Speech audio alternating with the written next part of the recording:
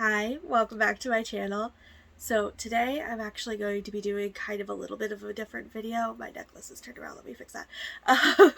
I am going to be doing characters as books, like what books I'd recommend to certain characters and why. So I have my little notebook again today. I'm very well prepared for this. I spent way too long thinking about this. So let's get started. Firstly, I have Peter Parker's Spider-Man, and I would recommend to him either Scott Pilgrim or the Percy Jackson series. Um, and they're kind of for the same reason. Like, I feel Percy Jackson fits Peter Parker very well because it's a middle grade series, it's full of action, it's full of friendship, it's full of laughter and uniqueness. Um, and I think the form of community and fandom around Percy Jackson is what would really get Peter into it. I think he would really enjoy the community surrounding Percy Jackson and the universe. I also see a lot of Percy in Peter. Their characters are a lot alike, so I feel like he'd really enjoy Percy as a character. And then along the lines of Scott Pilgrim, it is the references. It is all the video game references and just media references. I feel like Peter would like those and get those, and I think he'd really enjoy the graphic novel format that Scott Pilgrim is in. I feel like he'd really like that. um, and then for Loki, I didn't realize this when I decided these books for Loki. I have two books for Loki as well. Um, I didn't realize that they were both Neil Gaiman books until I had already picked them. Um, but I have Good Omens and Snow Glass. What is it? Snow Glass Apples. Um, so for Good Omens, I think that Loki would really enjoy both of the characters, the way they interact with each other, the history going through time, like through the past to the present, the way they interact with each other and other characters. I feel like they'd really enjoy that. I feel like Loki would really like the idea of like a devil and an angel.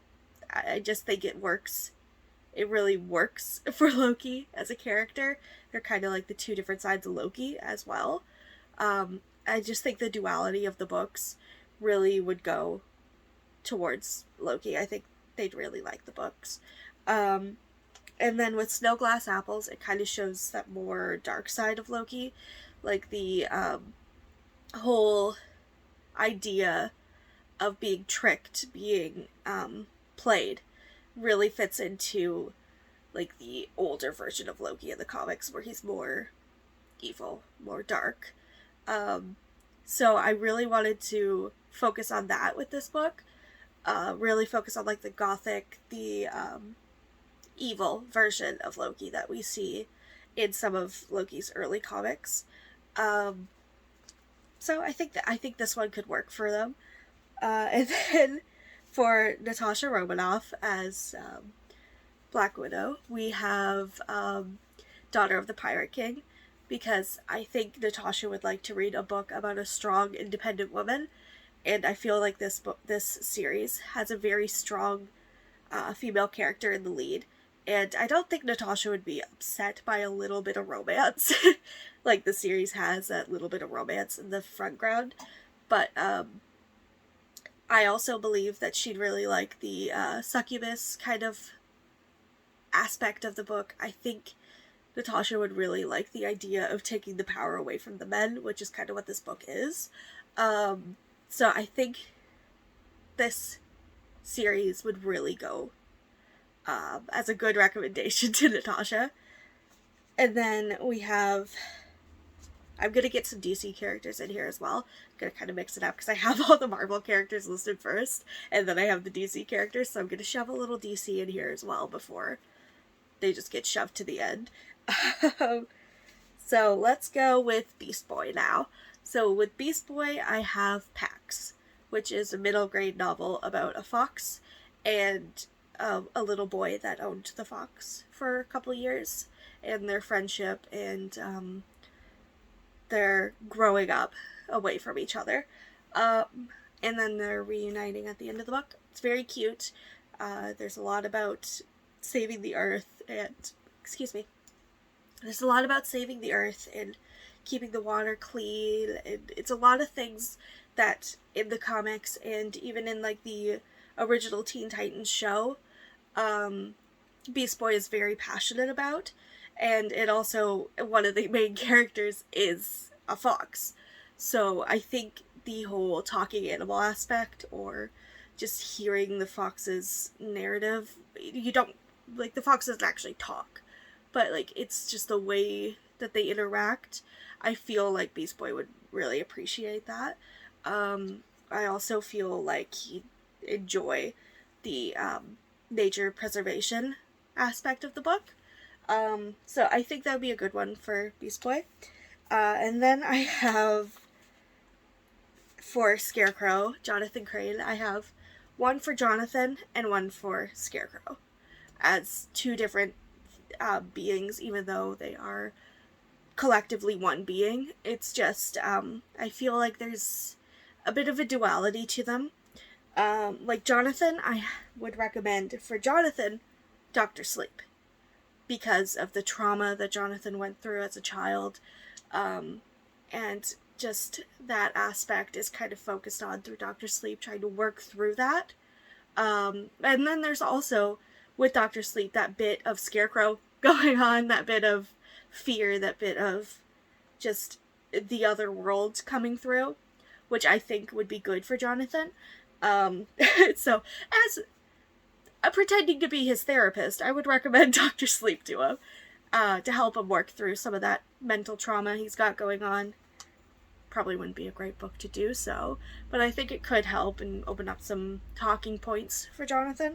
And then, for Scarecrow, I would recommend it. A demon, alien, monster, Pennywise himself, that feeds off of children's fears.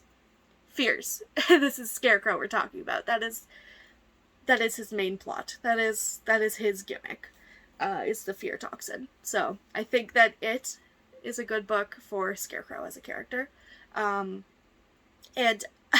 this is another one where I was like, didn't mean to have two Stephen King, but here we go, I guess.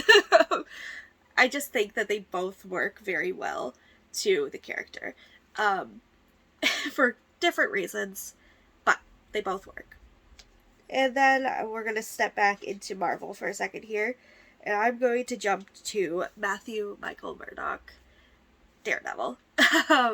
I feel like Matt as a character would really like Dead Poets Society, the movie, but seeing as Matt wouldn't be able to watch the movie, I'd recommend that he listens to the audiobook for Dead Poets Society. And I think that just the formality of the Dead Poets Society would be something that Matt would really enjoy. The characters, the literary history, the nuance of the whole story, I feel like would be very up Matt's alley, especially as a huge intellectual himself, seeing as he went through multiple years of law school while being blind, while having all of these different emotional traumas going on all at once. There's a lot in this book that I think Matt would enjoy, because there's also a character that has religious trauma, there's talks of suicide, there's talks of a lot of different things that I think Matt could relate to that are handled quite well in this. And I read the book before I ever watched the movie, which I know is stupid because the book is the movie. The movie came first, the book came after. But I read the book first, oddly enough. And I think it is a very good adaptation of the movie. So I don't think there's any elements that are missing from the book that are in the movie. So I think it's a good avenue for Matt to take. And then we have Illyana. Magic is her superhero name. Her super anti-hero name, I guess. Magik is a very complex character. And I feel like a very complex character that could relate to Illyana in a way is Carrie by Stephen King. And Carrie is very much religious trauma meets bullying meets girl with power. And it just kind of escalates and escalates until it bubbles over and she can't handle it anymore. And that feels very true to Illyana as a character, especially the aspect of bullying and religious trauma. And, well, obviously, power. That is Illyana's big thing, is her powers. But being in Ravencroft, the hospital, the asylum, the torture chamber itself, I think is trauma. Obviously, they're trying to get rid of her mutation in this place, this institute, and the whole institute is fueled by religion. It's saying, like, this is not godly, we need to get rid of this, blah, blah, blah, blah, blah, right? And so that's why I think she relates to Carrie in that way. She's got a lot of trauma built up from the institute, from all of this stuff.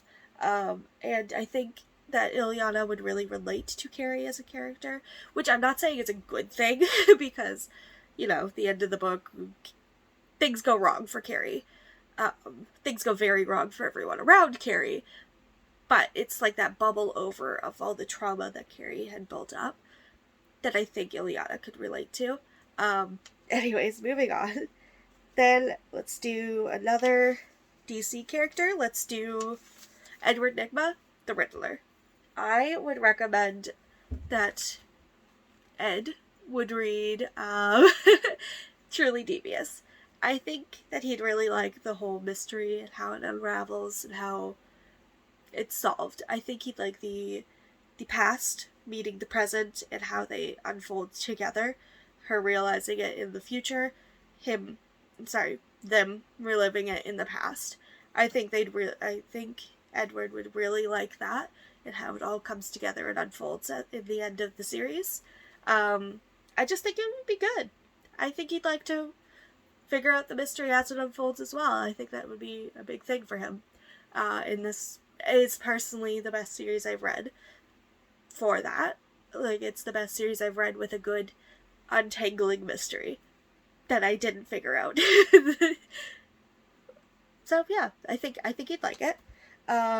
Let's jump here to let's finish off the DC characters and go Harley Quinn. This girl right here, this queen. I don't know if you can see her. There. I think you can't see her. My pale white skin will help. So Harley, I love Harley. Harley is one of my favorite characters of all time. I have... Where is she? A collection of pop figures of Harley all there. And this... There.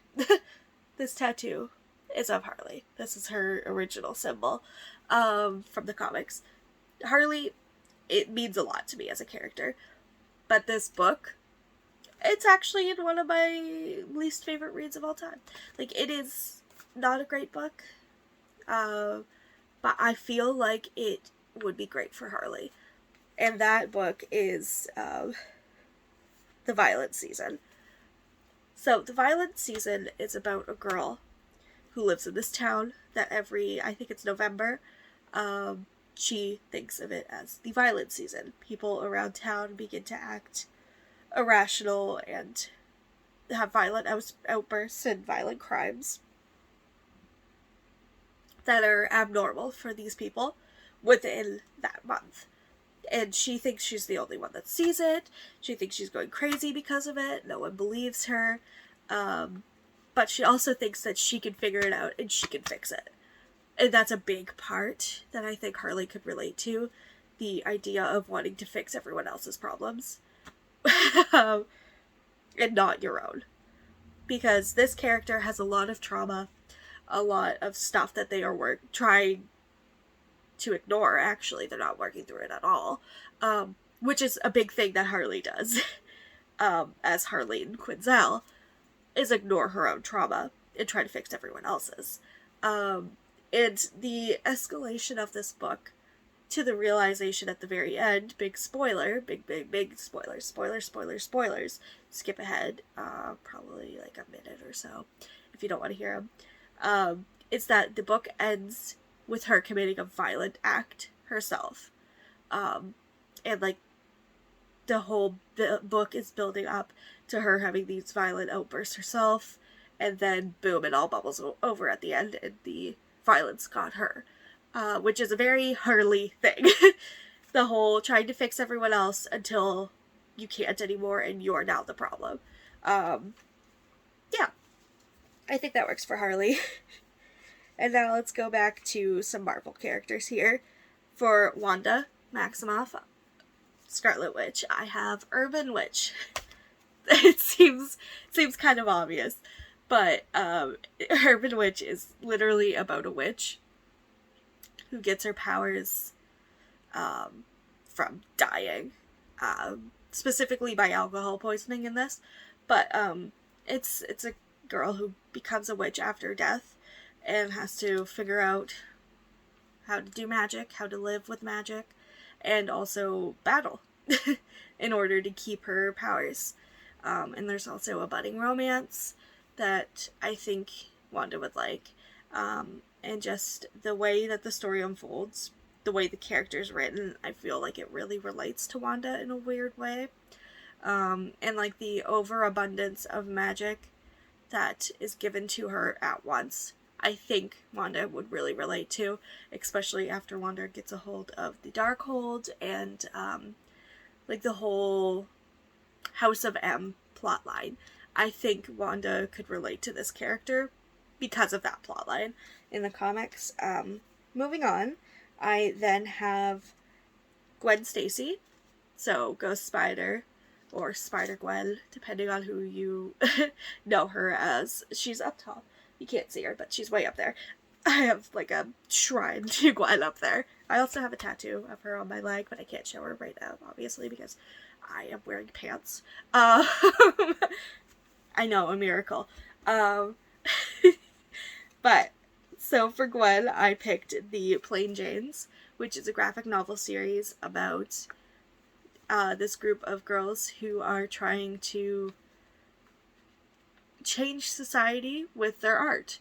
And I think that really fits for Gwen outside of Ghost Spider as a character, because I think that Gwen Stacy is very much an activist. Gwen cares about the environment, Gwen cares about all this stuff, and I also think that art being an outlet is a huge thing for Gwen.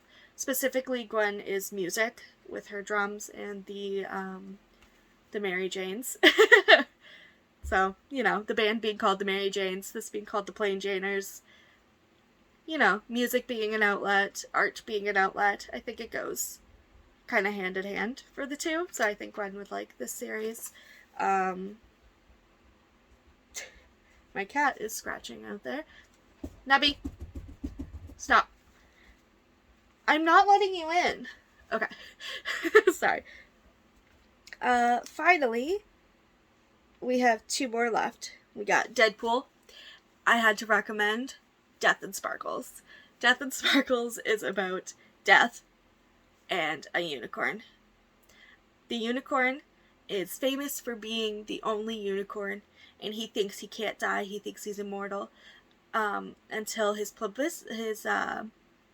marketing team tell him to do this big stunt, and he ends up passing away. And it is a story about trying to figure out why he passed, trying to come back to life. Well, Death is trying to become best buds with this unicorn because everything Death touches dies. And he wants to have friends. He can't have friends because everyone he talks to, everyone he sees, everyone he touches dies. And then finally, this unicorn dies, but doesn't actually die. He's just in the afterlife with Death. And they can chat, they can hang out, and Death's like, I want a buddy. And this unicorn's like, I want to live.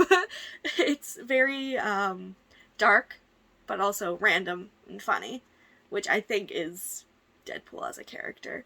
I don't think I really have to go into that much. If you know Deadpool from the movies or the comics, you probably understand this character in that way. I lost his stand, but here he is. He's doing a nice, sexy pose. Very Deadpool, very random, very dark, very funny, sarcastic. This book is very sarcastic, and I think it works for Deadpool. So, and then lastly, I have Jessica Jones with Faith taking flight. Faith actually almost has the same power set as Jessica, which I think is really cool. But Faith is a sapphic book about a plus-size girl who has superpowers, and it is about her living with those powers. Her grandmother has dementia, develops dementia throughout the book, and goes missing, and then there's a crush, there's a movie scene, there's a bunch of stuff. The crush, I think, really is the big thing that I think Jess can relate to, because the crush is famous. The crush is from a show that Faith really likes. I know this is kind of like a weird take on it, but like with Jess and Trish, for instance, Trish was a huge child star, is still famous, has a radio show, has all this stuff going on. Jess is just Jess, which I think Faith and the love interest can kind of be that in a weird way.